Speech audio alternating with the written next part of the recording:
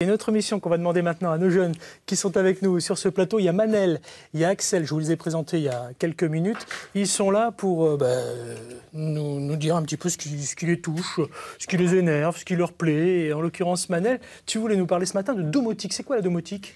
C'est l'usage nouveau que l'on fait des appareils domestiques, notamment en les contrôlant à distance.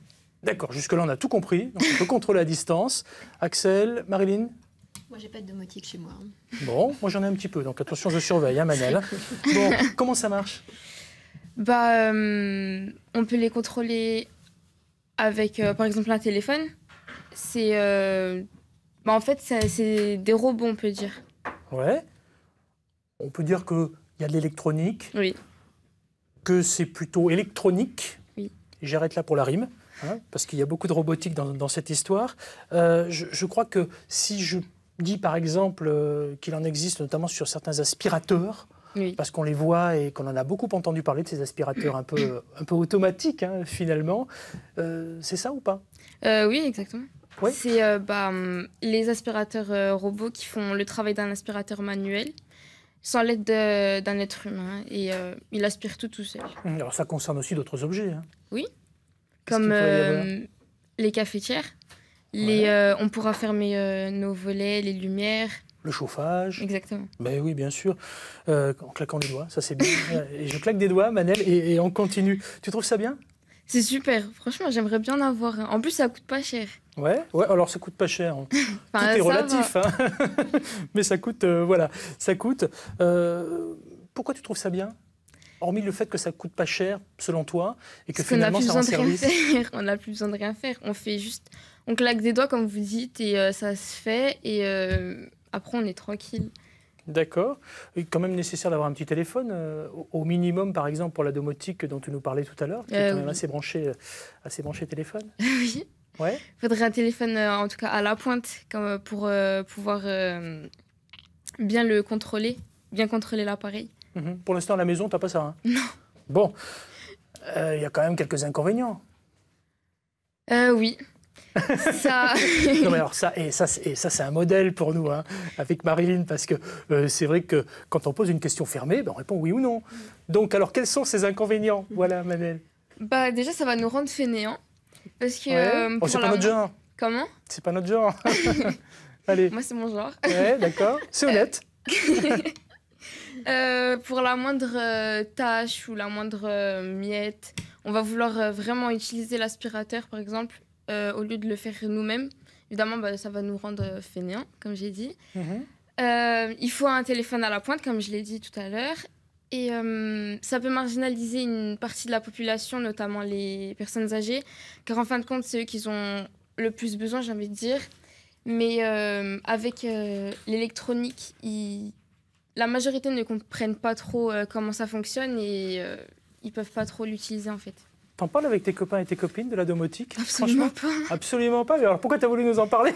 Parce que je sais pas, j'ai trouvé ça... Parce que toi, c'était quelque chose qui te branchait. Oui, voilà, exactement. Déjà, le robot automatique, j'aimerais trop en avoir un. C'est pour ça que je me suis dit, tiens, je vais parler de le robot. Et pourquoi pas parler de la domotique en général ? Ah ben c'est bien, c'est bien. Je suis sûr qu'entre copains et copines, tous les deux, vous parlez plus des influenceurs sur les réseaux sociaux. Un Instagrammeur, vous savez ce que c'est ? Oui. Allez, c'est quoi, Axel ? C'est quelqu'un sur Instagram, non ? Ouais. Qui poste des choses sur Instagram. Ouais, qui influence. Tout simplement, oui. Ah, ouais. Qui peut influencer, en tout cas. On a rencontré, justement, un influenceur. Vous en avez dans votre école, au lycée Jean-Marc Boivin, des gens qui sont à fond sur Instagram ? Moi, déjà. Ouais. Des copains, des copines. Voilà. Qu'est-ce que tu postes comme photo ? Je pose des photos de moi. On va rencontrer un influenceur de la région qui, lui, s'est lancé sur le créneau de la mode. Pour lui, c'est un petit peu la Fashion Week au quotidien. Regardez, puis nous revenons avec Axel pour parler notamment de son coup de cœur. Pour Axel, ça sera la fin de l'argent liquide. Oui. Allez, à tout de suite. Il nous a donné rendez-vous dans une usine abandonnée. C'est lui, Anthony, 32 ans. Ce Dijonnais n'est pas un mannequin professionnel et pourtant à le regarder, c'est tout comme. Les shootings, il les enchaîne, mais aucun ne se ressemble. Pareil, regarde de l'autre côté. Ce que je cherche surtout à mettre en avant, c'est le t-shirt qui est juste ici de Weird Bird, parce que c'est une marque que j'affectionne particulièrement. Je trouvais que le lieu, en fait, se prêtait absolument à la tenue, en fait. Puis j'aime bien aussi le côté un peu urbex, le côté un peu œuvre éphémère. Je trouve ça hyper intéressant. Anthony ne vous dit peut-être rien, et pourtant, il est suivi par près de 25 000 internautes sur son compte Instagram. En fait, il est ce qu'on appelle un influenceur. Autrement dit, c'est lui qui conseille ses abonnés et peut influer sur leurs achats mode. Mon but, c'est vraiment de proposer des gros coups de cœur en fait, et les produits qui m'intéressent le plus. Donc j'aime bien mettre en avant les petites marques en fait, qui sont en train de se créer, de se lancer sur le marché, et aussi les marques qui ont une valeur éthique et qui sont éco-responsables. Des marques avec qui Anthony signe des collaborations. Bien souvent, c'est elle qui le démarche et lui envoie directement les produits à la maison. Donc là, c'est la petite surprise. We are all alien, le t-shirt qui va avec le parfum du coup. Ce t-shirt, c'est cadeau contre une publication. Quand on est influenceur, c'est un peu Noël toutes les semaines. J'ai soit une dotation de produits, ce qui est à 90% des cas le cas.